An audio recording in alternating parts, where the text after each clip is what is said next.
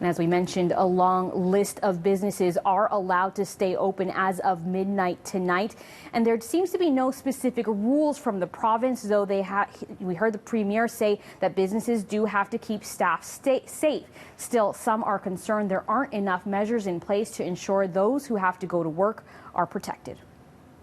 People with kids or people who are sort of, living with parents and stuff, they're kind of deciding, well, do I want to have a paycheck or do I want to risk my health?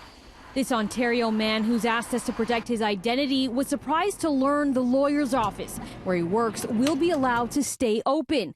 With clients coming in and out, he's concerned about a lack of protocol about interacting in close quarters. But I don't really like the idea of having to go to work in an environment that's not really supervised. We don't really enforce social isolation. Some people take it more seriously than others, and it's kind of left to the staff to kind of police themselves. Businesses, they have to use their judgment and their common sense. We can't, go around and inspect tens of thousands of businesses. That was the message from Premier Ford when asked what the province is doing to ensure safe workplaces. His advice to Ontario employees: you don't feel safe, you walk off the site, you can call the Ministry of Labour as well.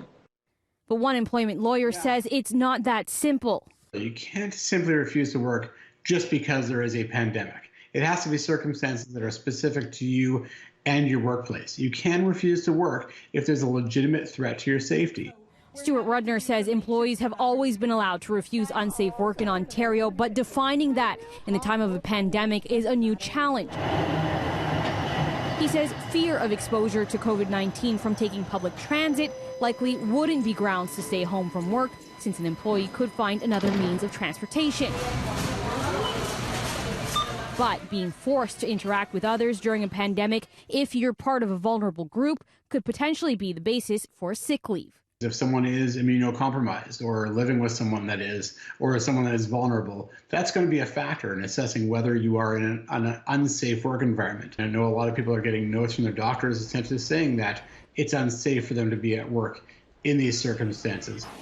He says employers have an obligation to provide a safe work environment and recommends they protect themselves from liability by adjusting workplaces to allow for the recommended 2-meter separation between people. Staggering shifts, having certain people work certain hours, and having as few people in the workplace at the same time as possible. As well, keeping people physically separated. So that can mean, for example, if you go into a grocery store, it's only every second or third checkout line that's open.